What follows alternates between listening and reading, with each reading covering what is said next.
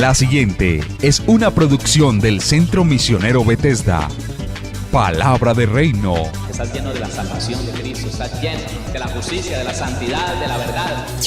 Escuelas de formación. Sanidad interior.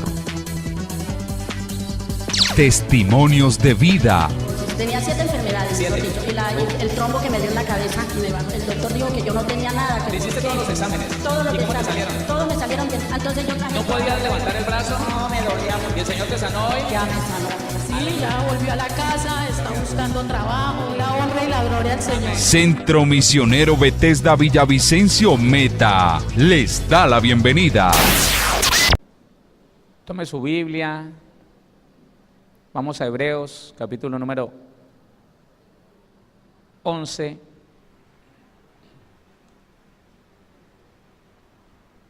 Algo que nos está quedando muy claro y que es necesario que no lo olvidemos, mis hermanos, es que el libro de Hebreos nos está enseñando y le enseña al creyente a salir de un tiempo antiguo, de una mentalidad vieja, de un estado humano, a algo sobrenatural como es el reino de los cielos. Amén. Si el cristiano no aprende a vivir aquí en la tierra como se vive en el reino de los cielos, no va a ser más que un ser humano que ostenta una religión. Solo eso. Solo eso. Seremos identificados como los religiosos, como los hermanitos, porque no hemos podido trascender de la teoría a la práctica. Eso es lo que trata el libro de Hebreos. Ya pasemos de lo que usted conoció a lo que el Señor Jesús ganó para ti y para mí. Y para eso, hermano, el trabajo no es fácil. No, porque son muchas cosas las que tenemos que tener en cuenta. El trabajo no es fácil. Mire, la iglesia en un gran porcentaje permanece en la orilla de la ley y no lo sabe. Y no lo sabe. Permanece en la orilla de la religión, en la orilla del humanismo, en la orilla de lo más práctico, de lo que más se conoce, de la cultura. Pero Hebreos siempre nos está diciendo, hombre, pasemos de la orilla en donde estamos a la orilla donde se vive el reino de los cielos, donde se vive de acuerdo a la cultura del reino de los cielos. Muchas de esas cosas todavía están como presentes aquí. El hecho de que la iglesia hable de que Dios, que le está orando al Señor para que Dios cumpla la promesa de la liberación de su esposo, de la transformación de su esposo, que le cumpla la promesa de sanidad para un hijo, para él, para ella. Señor, cumple tu promesa, cumple tu promesa. Es señal de que nosotros estamos en la orilla del Antiguo Testamento. Todavía estamos pensando como el Antiguo Testamento, como las personas que vivieron en la ley. Ese cristiano no se ha dado cuenta que ya Jesucristo vino a la tierra, en Él se cumplieron todas las promesas y Él murió para dejarnos herencia. La mesa está servida. Por la fe usted y yo podemos alcanzar todo lo que el Señor determinó para ti y para mí. No podemos seguir pidiéndole, Señor, cumple tu promesa, ya la cumplió, ya depende de mí. Escuche eso, ya depende de mí. Si yo he nacido de nuevo, si hay testimonio de mí, en mí, que tengo una nueva naturaleza, que soy una nueva criatura, a través de la fe, voy a ser obediente. Todo es a través de la fe. La persona que no obedece, no tiene fe, le falta la fe. Cuando los discípulos se sintieron en peligro de desobedecer, en el momento en que el Señor Jesús les estaba diciendo, tengan cuidado, perdonen a las personas que están a su alrededor, perdónenlo. No nunca estén en problemas los unos con los otros. Tienen que buscar la paz los unos con los otros. Así que si tu hermano pecare contra ti, perdónalo. Y si 7 veces al día pecare contra ti, perdónalo. Y le pregunta uno de sus discípulos: ¿cuántas veces he de perdonar a mi hermano? 7 veces. Y el Señor le dice: no te digo 7, sino 70 veces 7. Ponga 7 veces, ponga el número 7 durante 70 veces así, a ver qué cifra le da. Y él, confrontado con eso y en peligro de desobedecer, el discípulo le dice: Señor, aumenta nuestra fe, porque sin fe es imposible obedecer lo que conocemos. Es imposible obedecer, y el que no obedece no puede ser santo, y sin santidad nadie verá al Señor. Eso es. A mí me gusta cómo en el capítulo número 11 estamos hablando de la fe, y en el capítulo número 12 empieza a hablar, hermano, de estar en paz con los unos con los otros, de perdonar al que ofende, de ser libre de la amargura. Me gusta eso, hermano, porque en eso se conoce una persona que vive el reino de los cielos aquí en la tierra. Es una persona que mantiene en paz con Dios, no tiene problema de reconocer su error. No, mire, cuando uno tiene problemas emocionales, uno sabe que se equivocó y puede, en el momento no lo reconoce porque la misma amargura no le permite reconocer, pero cuando ya lo reconoce, entonces le da vergüenza reconocerlo y decirle a la persona con que se equivocó: hombre, me equivoqué. No es posible, no es posible. Y esa persona no puede obedecer a Dios, no puede estar en paz con los demás. Mientras que cuando ya nosotros decidimos obedecer, nos queda fácil decirle a la persona: sí, me equivoqué. Hombre, escuche, esto es una señal de madurez. La persona que puede reconocer su error y está dispuesto a corregirlo, es una persona que está llegando a una madurez, que es la única manera de vivir en el reino de los cielos, a través de la madurez. Es la única manera de que usted puede ser un buen testimonio. ¿Sabe por qué? Porque a usted alguien lo quiere afectar, lo ofende, usted no ofende. Lo normal, hermano, aún para los cristianos, que se llegan a justificar diciendo: Dios sabe que yo quería guardar silencio, estar en paz, pero no, es que me hizo mucho, me dijo mucho y ya no me aguanté, y entonces le dije, pero no, yo sí estoy avanzando en el Señor. No. Hay que pasar de vivir en la orilla de las emociones a la orilla del espíritu, donde usted decide que nadie lo puede ofender, donde usted decide que nadie lo puede afectar, que nadie lo puede hacer un desdichado, que nadie le puede dañar su paz, su tranquilidad, su alegría, nadie. Y solo cuando una persona, o cuando las personas ven al integrante de su familia, un tipo bien airado, un tipo mal genio, una persona que era de malas condiciones, lo ven en otra orilla, para que me entienda, ese tipo, qué paciencia, qué tranquilidad. Esa persona, oiga, él siempre se llenaba de iris y tomaba venganza con el que le hacía algo, así fuera de la familia. No, ahora no. Ahora hay que verlo sonriendo después de que alguien lo insultó. Oiga, qué tremendo eso. Y se volvió honesto, no roba a nadie, no engaña a nadie.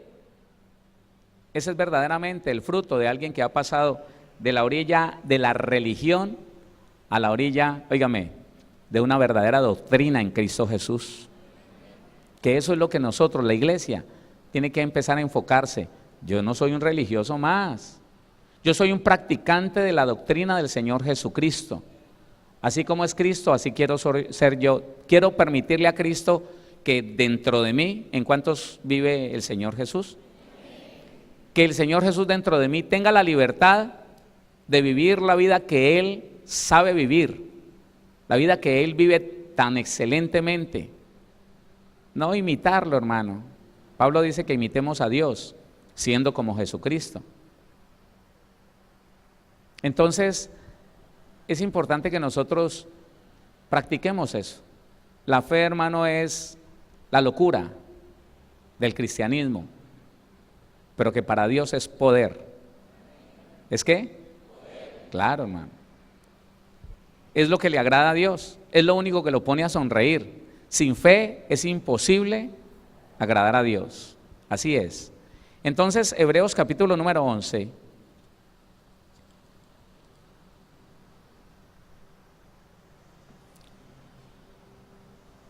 Versículo número 13 en adelante. Léalo conmigo. Conforme a la fe, murieron todos estos sin haber recibido lo prometido, sino mirándolo de lejos y creyéndolo y saludándolo y confesando que eran extranjeros y peregrinos sobre la tierra. Algo usted no debe de confundir, por favor, porque también entonces he escuchado cómo se convirtió en una doctrina el hecho de que a la iglesia se le enseña, se da cuenta estos grandes hombres que nunca recibieron lo prometido y preparan la iglesia para que ellos tampoco reciban lo prometido. Entonces, como no sabíamos qué hacer con el hermano que decía, pero yo le he pedido y no he recibido. No, hermano, mire lo que pasó con Abraham. O sea, daban por descontado de que la persona estaba siendo recta, justa y santa, y que era Dios el que estaba fallando. Entonces había que irse a Hebreos y decirle, mire, ¿no ve que Abraham y todos los demás murieron sin haber recibido lo prometido? Hermano, es que a veces toca, como quien se compara con Job y dice estas palabras, hermano, es que a los que hacemos bien también nos puede ir mal. ¿No ha entendido? Eso no sería justicia de Dios. El decir que Dios, una persona excelente, recta, justa, santa, pura, la va a meter, hermano, así por charlar, por una contienda con el diablo ahí, lo va a poner a sufrir. No, eso no es conocer a Dios, eso es no conocer a Dios. No hay nada que Dios haga sin un propósito bueno. No hay nada que Dios permita sin algo bueno para usted y para mí. Y cuando uno no puede entender, cuando uno no puede escuchar, diciendo a Job, de oídas te había oído, mi corazón era demasiado soberbio para entender quién eras tú, para conocer quién eras tú. Solo cuando uno se da cuenta que el actuar de Job era irreprensible, santo, apartado del mal, recto, pero que su corazón tenía orgullo para contra Dios. Tenía orgullo, él se sentía que él había hecho de la santidad una cultura y que nacía de él la santidad. Todo lo bueno viene de Dios, para que usted y yo no nos equivoquemos. Todo lo bueno viene de Dios. Lo malo viene del diablo, que se lo contaminó a Adán y a Eva y produjo hijos en pecado. Pero todo lo bueno viene de Dios. Así que nunca podríamos decir que estamos en la misma condición de Job o en la misma condición de Abraham, de Isaac, de Jacob. No, no estamos en la misma condición. Ya Jesucristo recibió y se cumplió en él todas las promesas, se cumplieron en él todas las promesas. Él murió y dejó herencia.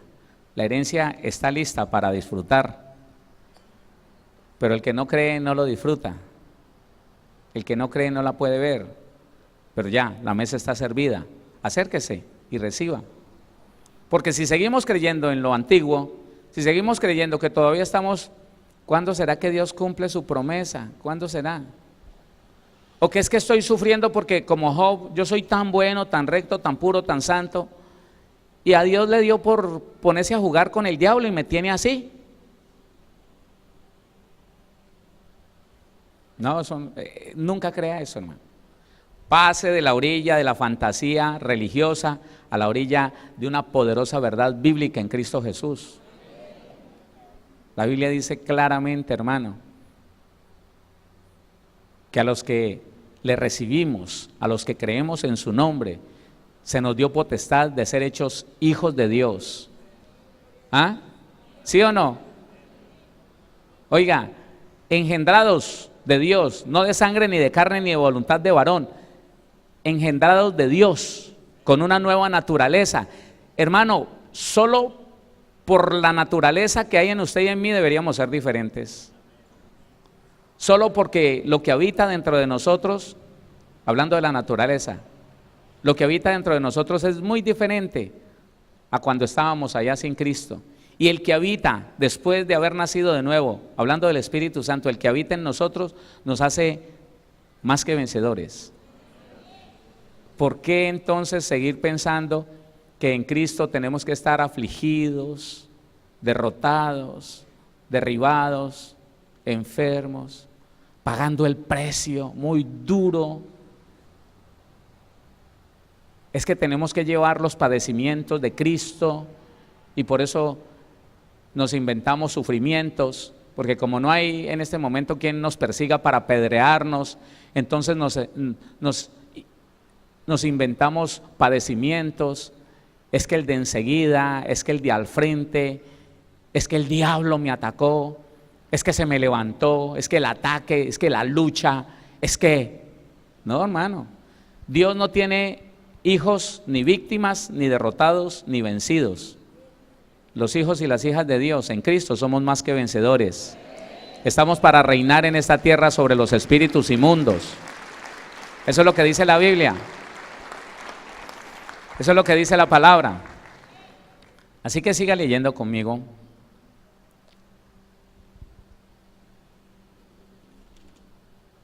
Conforme a la fe murieron todos estos sin haber recibido lo prometido, sino mirándolo de lejos y creyéndolo y saludándolo y confesando que eran extranjeros y peregrinos sobre la tierra. Porque los que esto dicen claramente dan a entender que buscan una patria.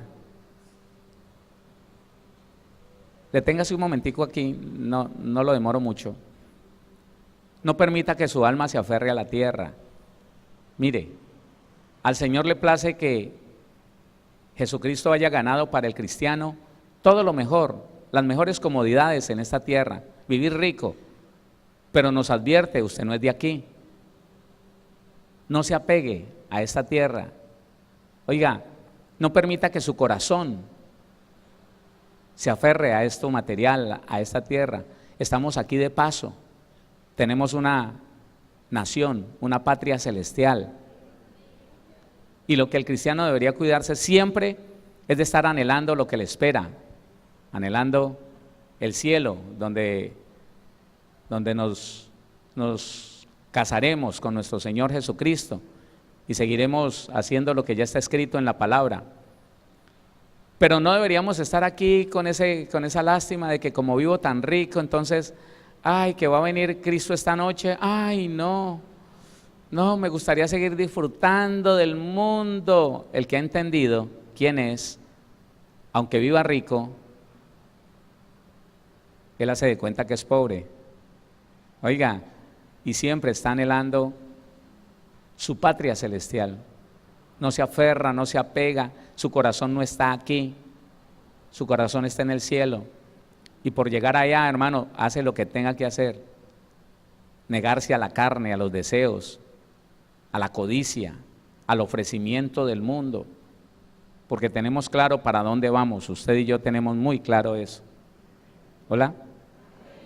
Porque los que esto dicen claramente dan a entender que buscan una patria. Pues si hubiesen estado pensando en aquella de donde salieron, ciertamente tenían tiempo de volver, pero anhelaban una mejor, esto es, celestial, por lo cual Dios no se avergüenza de llamarse Dios de ellos, porque les ha preparado una ciudad. ¿A cuántos Dios nos ha preparado una ciudad? Eso es lo que lo hace a uno, hermano, trascender a creer en lo sobrenatural. La fe es creer en algo que usted no ve y que aún cuando llega a la vida de alguien, usted puede disfrutar, pero usted no sabe de dónde vino, sabe de quién proviene, de Dios, pero usted no sabe de dónde vino. No sabe de dónde vino, hermano. Oiga, yo siempre digo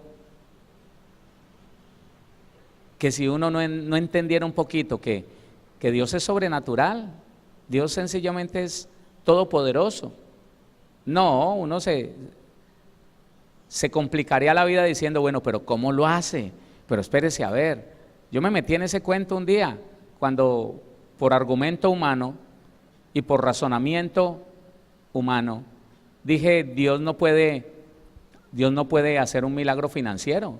Yo decía así, y estaba recién llegado al pastorado, porque todo el dinero le pertenece al hombre y está contado. Dios le dio a fabricar los billetes a los seres humanos, y todo está contado, y tendría que tomar de un lado para darme a mí, y eso se llama robo, y Dios no va a robar, así que eso no se puede. Y el Señor me hizo un milagro y me dijo, no razones, solo cree que yo soy dueño del oro y de la plata. Mío es el oro y mía es la plata, me dijo el Señor, y yo con ella hago lo que quiero, no razones. Y me hizo un milagro financiero impresionante.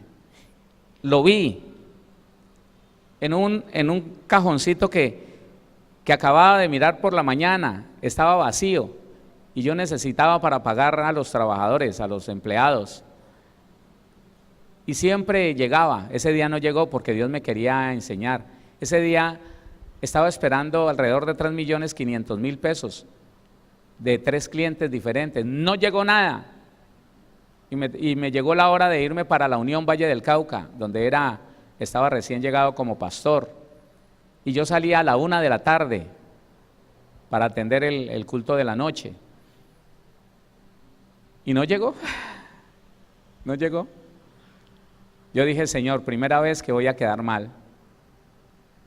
Primera vez que voy a tener que despachar a los muchachos sin un peso. Y subí y recogí todo. En la casa donde viví todavía tenía allí los enseres. Subí y recogí todo lo que tenía que llevar para la unión. Hice mi maletica. Bueno, voy a ir a pelarle la cara, a decirles a ellos, no tengo, el lunes voy a estar aquí para gestionar y mirar que me paguen los clientes y pagarles. Espérenme hasta el lunes, iba a decir eso. Y el Espíritu de Dios me dice, recoge el pago de tus trabajadores. ¿Cómo? Y yo me acerco al cajoncito y cuando me acerco el Señor me dice, lo que necesitas está provisto. Y me asusté. Sí, porque oiga, tremendo hermano, Dios sí tiene que hacer unas cosas sobrenaturales. Cuando uno es terco, hermano, y cuando uno es incrédulo, por el solo hecho de que Él me necesitaba predicando fe, no incredulidad, yo entiendo eso. Entonces, sin que yo creyera, me dijo, da gracias, porque lo que necesitas está provisto. Y yo fui a meter la llave en la chapita de ese cajoncito de madera, me puse a llorar. Porque fue tan claro lo que el Señor me dijo que yo ya sabía lo que iba a encontrar allí. Abrí la chapita y abrí los billeticos. No le voy a decir que nuevos, no señor. No señor. No le voy a decir que con faja, no. Ahí estaban. Como yo los guardaba, así como cuando yo recibía de los clientes que los guardaba, con una liguita, con un cauchito, con un resortico, ahí estaba. Conté lo que había para pagarle a los trabajadores y para mi transporte y para llegar para darle a mi esposa para que hiciera el almuerzo, la comida del día sábado y el almuerzo del domingo y podernos venir de la Unión a la ciudad de Tuluá el domingo por la noche. Estaba todo como cuando un papá provee para todo, así. Y yo ese día me arrodillé a pedirle perdón al Señor. Dele la gloria a Dios. Ese día, ahí, me arrodillé a decirle, mire, me acordé de Pedro. Pedro cuando vio la pesca,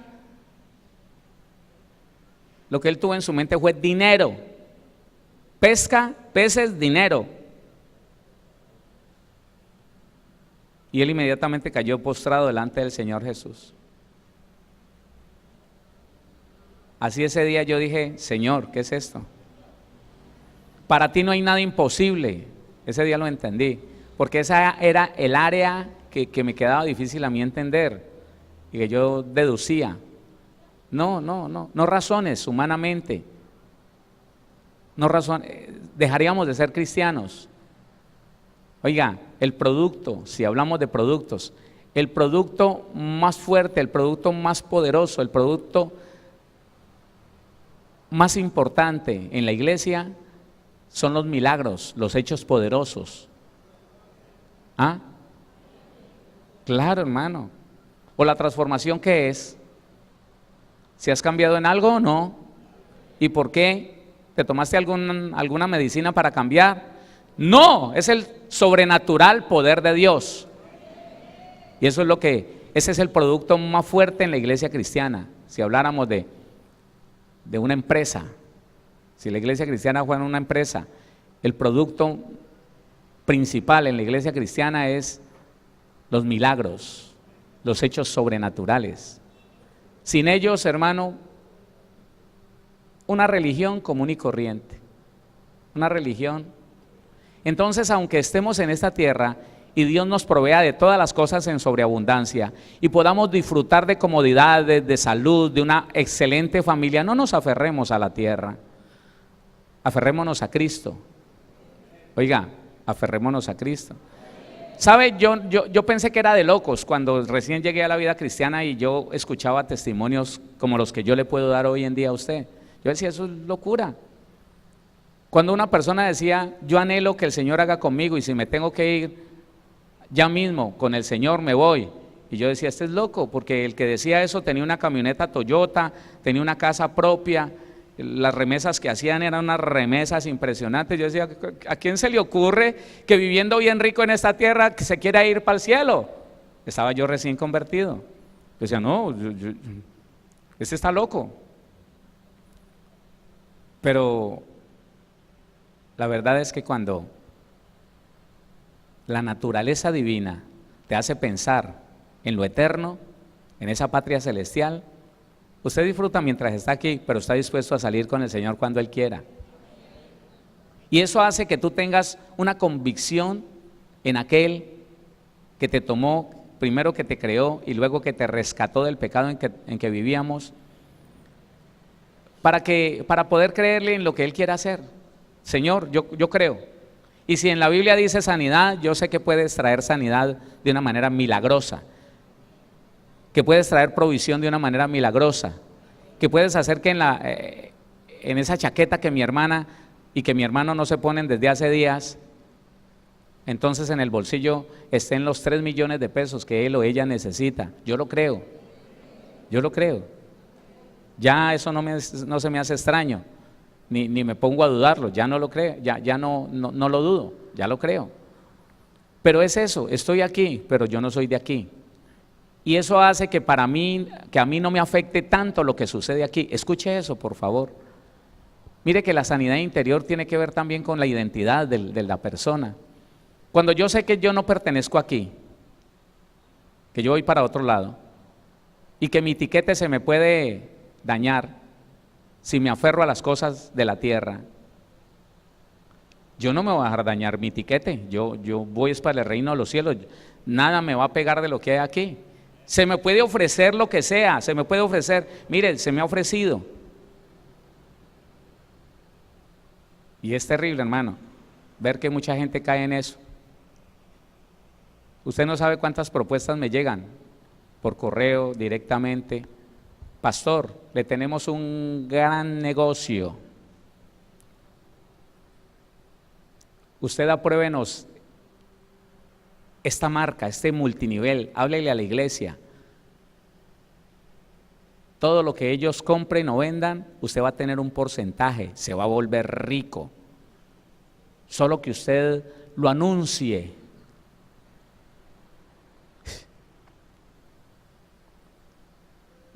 ¿Y quién le dijo a usted, varón? Porque se me dicen cristianos, ¿no?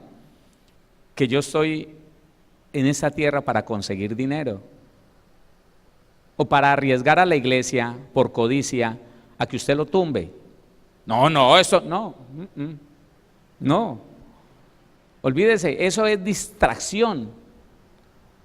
por un dinero que el Señor me lo puede dar en cualquier momento, me lo puede consignar a mi cuenta. ¿Me voy a poner yo a dañar la iglesia aferrándome de cosas materiales por riqueza, como muchos lo han hecho, que empiezan, hermano, a decirle y a engañarlo a usted diciéndole: hermano, la cosa está muy buena, tengo esta marca y usted va a hacer esto y usted va a conseguir dinero? Mentiras, él está pensando en que usted consiga para él, porque el engaño de la multinivel es esa, ¿no?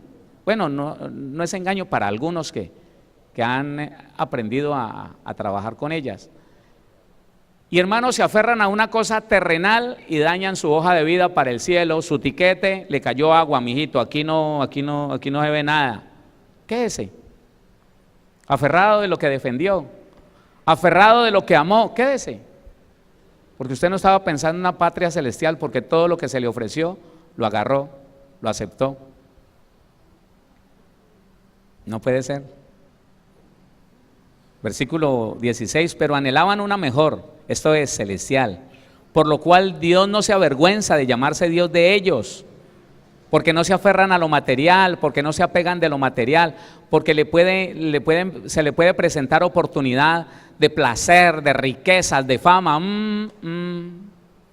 Lo que tengo después de esta vida es mejor. Lo que tengo después de esta vida es mejor, vale más y es eterno. Lo que sea que se disfrute aquí, lo que sea que se sufra aquí, es pasajero, es temporal. Pero si yo cuido mi hoja de vida, si yo cuido mi tiquete, oiga, para donde vamos es eterno. ¿Quién dice amén a eso? Pero anhelaban una mejor, esto es celestial, por lo cual Dios no se avergüenza de llamarse Dios de ellos, porque les ha preparado una ciudad. El Señor Jesús lo dijo a sus discípulos: iré y les prepararé morada. ¿Porque vamos a vivir eternamente en el cielo? No, ese es otro concepto errado. Escucho demasiado ministros diciendo: vamos a vivir por una eternidad en el cielo, y la Biblia no dice eso. La Biblia no dice eso. Si usted ha notado que yo no hablo mucho de Apocalipsis, porque yo no hablo de Apocalipsis sino lo que entiendo, y entiendo muy poco. Lo que está ahí escrito, como para empezar a decir que esto, no, lo que dice ahí. Yo me acostumbré a que si no lo dice ahí, yo no me lo voy a suponer. Entonces ahí la Biblia dice que para el pueblo judío, que le fue prometida la tierra, se le va a entregar una nueva tierra, no esta será consumida por el fuego.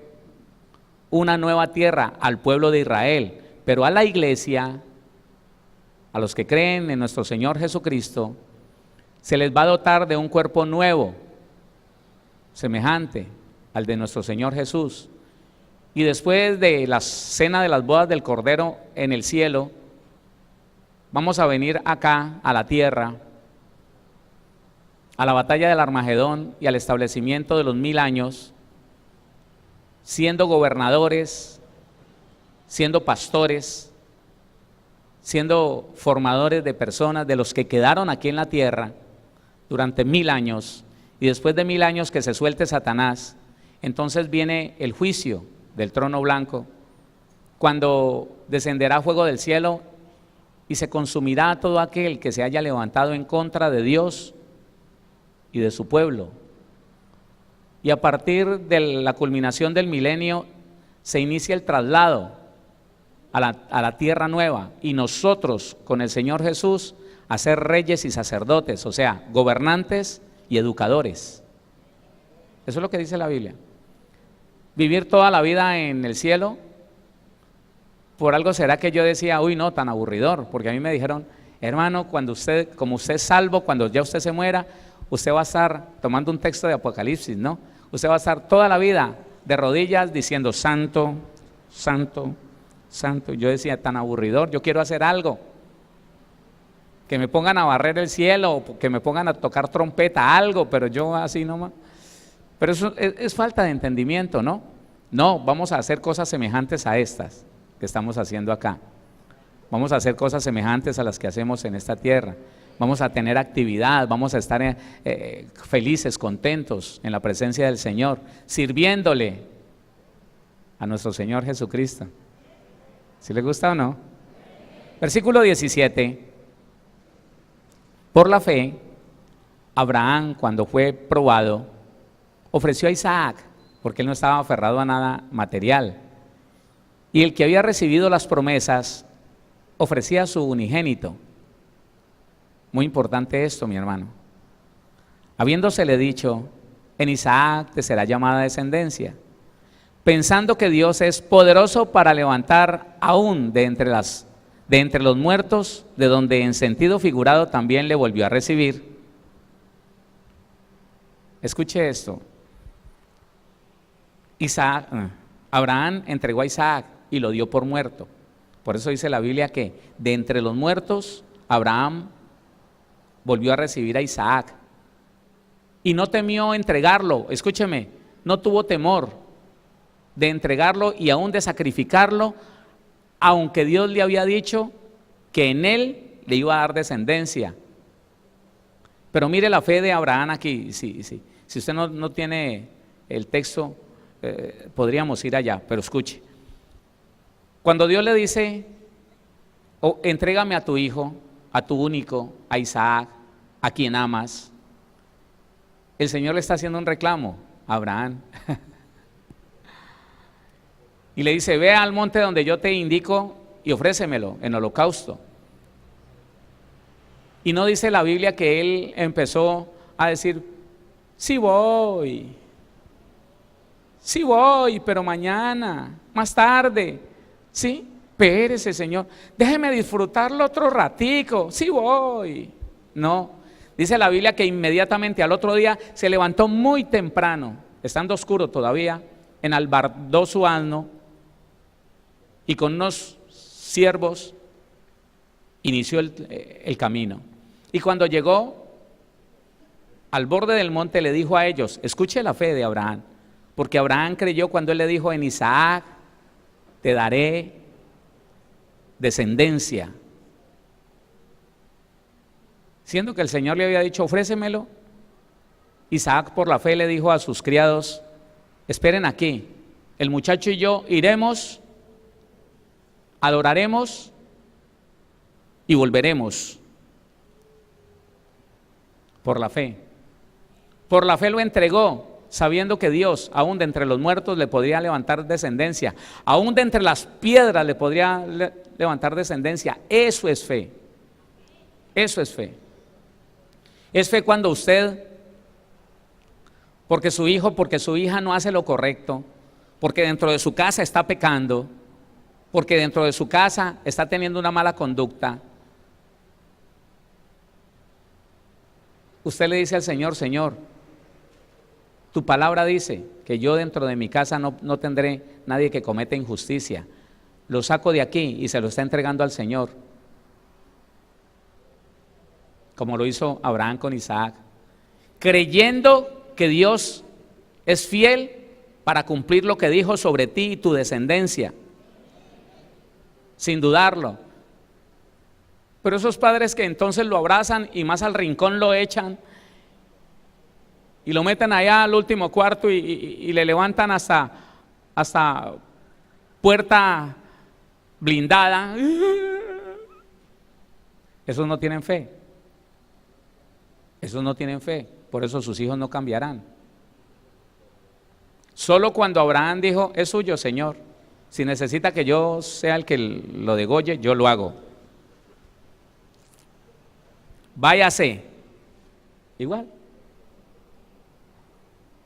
Lo doy por muerto para que usted le dé vida. Yo no sé si usted entiende eso. No es fe, hermano. Sabiendo que Dios manda algo y uno dice que por amor a algo terrenal, sus hijos son de aquí de la tierra, su alma es del cielo, pero sus hijos son de aquí de la tierra. Y el trato que tenemos que tener con todos aquí en la tierra es un trato bíblico. ¿Sí entiende eso? aferrarse a cosas, hermano, y desobedecer a Dios porque el afecto de mi corazón. Y lo confundimos con amor, ¿no? Pastor, ¿usted no ama a nadie?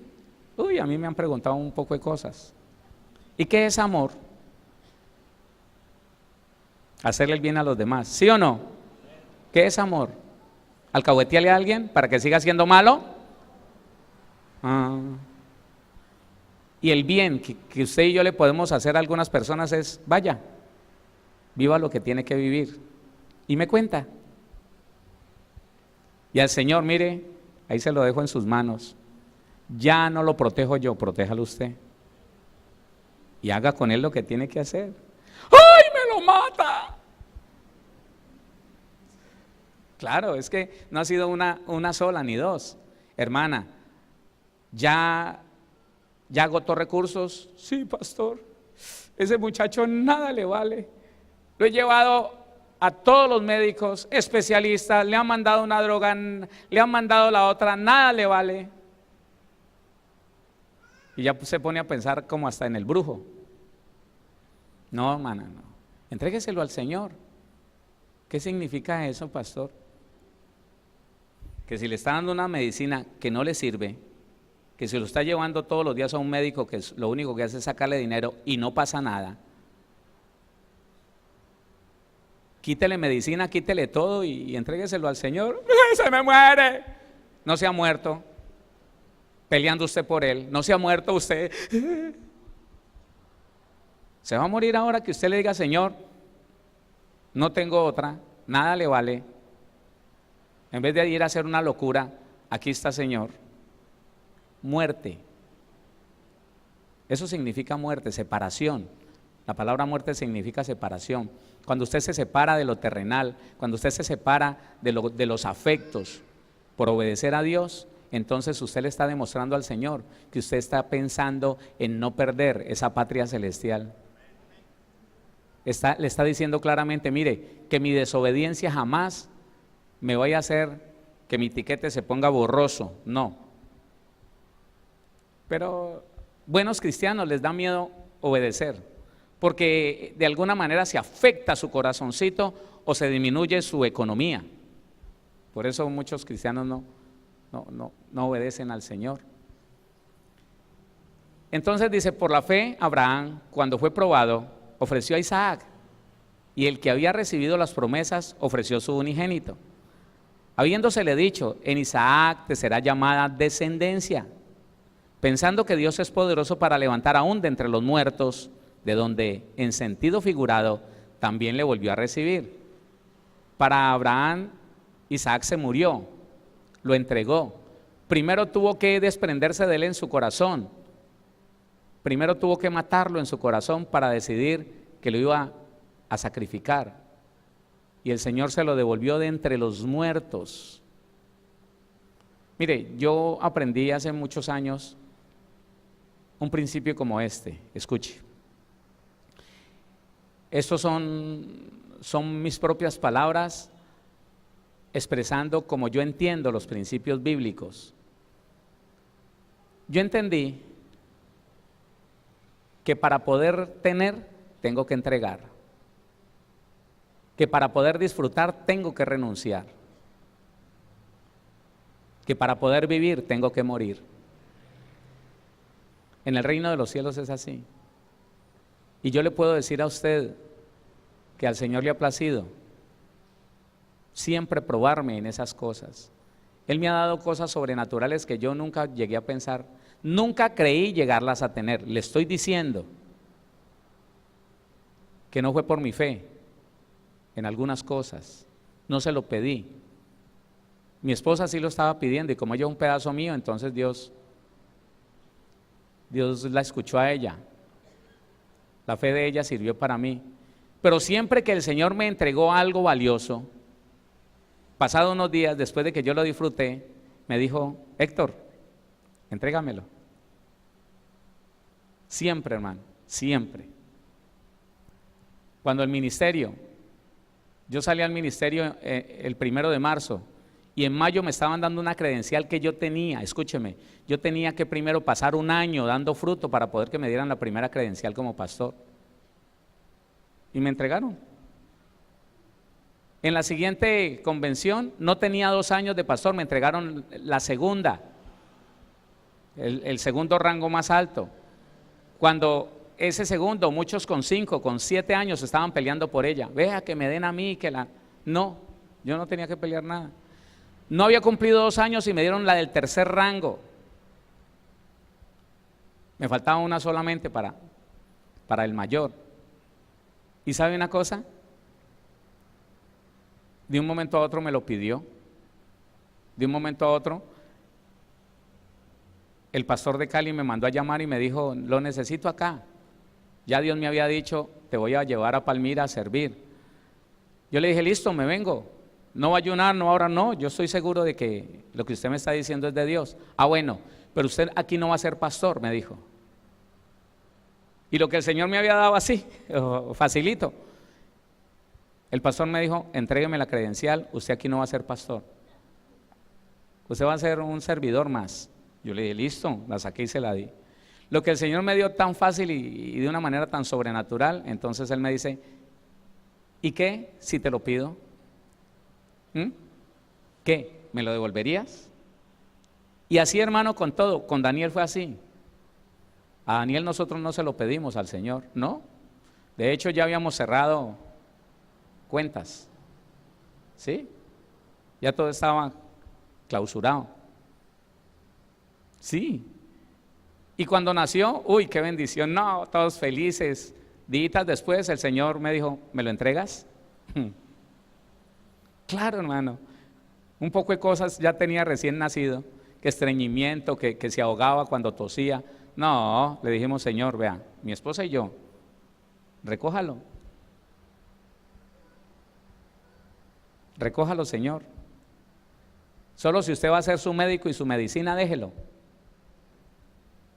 Si no, gracias por habernos dado un chino tan bonito. ¿Ya? Él me lo pidió, me dijo, pues préstelo para acá. Entonces yo entiendo, hermano, uno debe de estar dispuesto a eso. Usted hoy tiene algo, sí, no se aferre a él.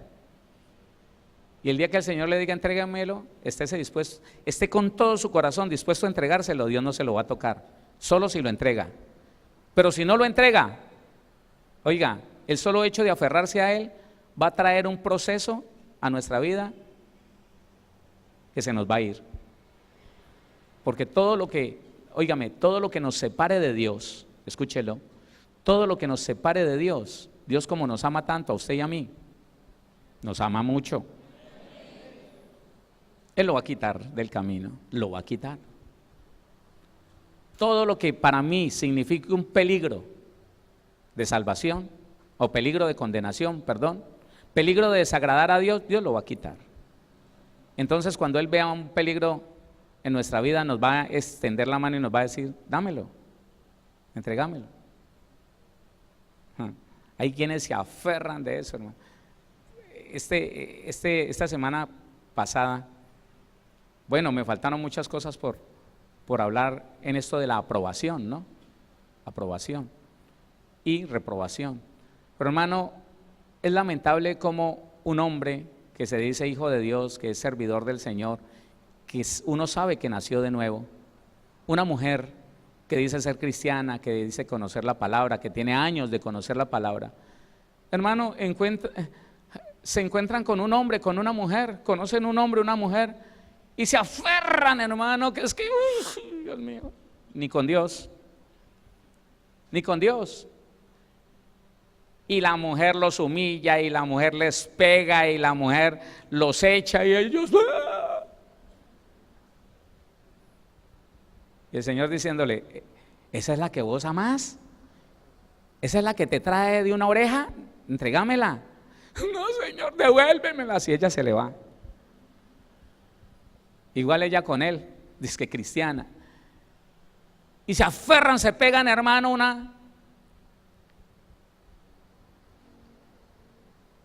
lo endiosan. No importa si les pega, no importa si las echa, si las trata mal. Yo quiero. Es tan raro. Y no entienden que el Señor le dice, mire, ¿quiere que lo cambie? Entréguemelo. Démelo. No, Señor, no. La otra me lo quita. Ay, es que es sinvergüenza. Pues con más razón, entréguemelo. No. Sufrimiento para toda la vida y peligro de condenación. Pues aplauda al Señor, hermano, porque lo que yo estoy diciendo no es que sea muy agradable, ¿no? Dele la gloria a Dios, dele la gloria al Señor. Oiga, de eso trata estos pasajes. Que nada se interponga entre Dios y tú. Que nada se interponga entre Dios y yo. Nada, hermano. Porque es por la fe que nosotros vamos a quitar lo que sea. Recuerde esto, ¿quiere disfrutar de algo? Téngalo como que no es suyo, es ajeno. Dispuesto a entregarlo cuando Dios diga. ¿Quiere tener algo? Renuncia a eso, pero de corazón. Claro. Eso es lo que se le dice en esas situaciones cuando ese niño ya no hay nada más que hacer. Entrégueselo al Señor, Él sabrá qué hacer con él. Y no he conocido en ninguna ocasión que el padre le entregue su hijo, su hija al Señor, que Dios se lo haya matado. No. Con todos ha hecho lo mismo que hizo con Abraham y con Isaac. Años enteros, hermano. Medicinas.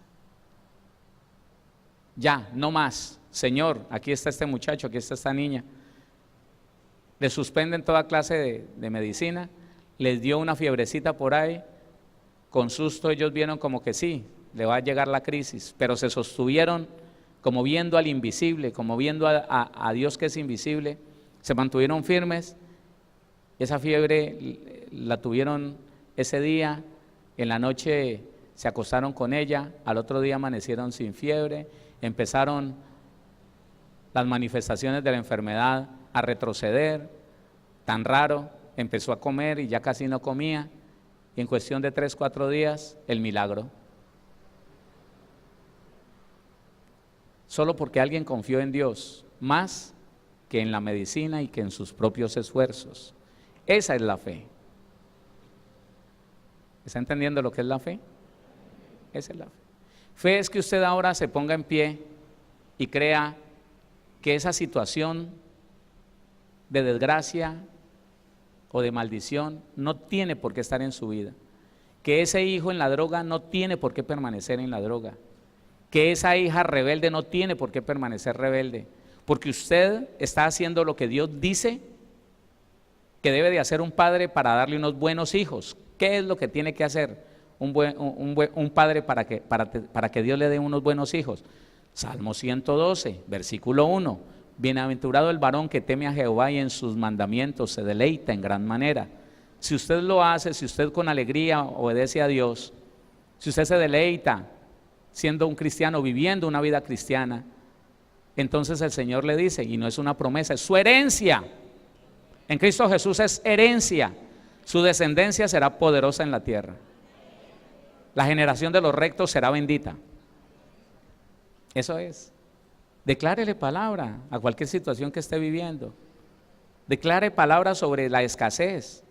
Escasez, estás ilegal en mi vida, porque Jesucristo mismo, siendo rico, se hizo pobre para darme el derecho a mí a ser enriquecido en esta tierra. Y si usted lo declara sin temor, lo que diga será hecho. No.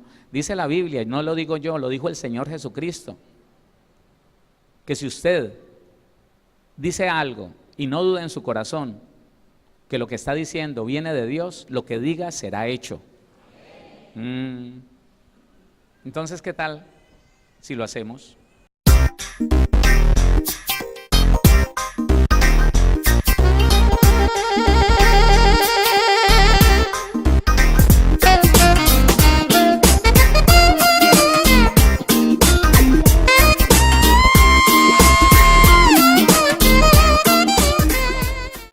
Síguenos en Facebook como Pastor Héctor Cortés. en Twitter como @CMVVillavo, en Instagram como @auténtica Villavicencio y en YouTube como Pastor Héctor Fabio Cortés. Centro Misionero Bethesda Villavicencio, cumpliendo el propósito de Dios.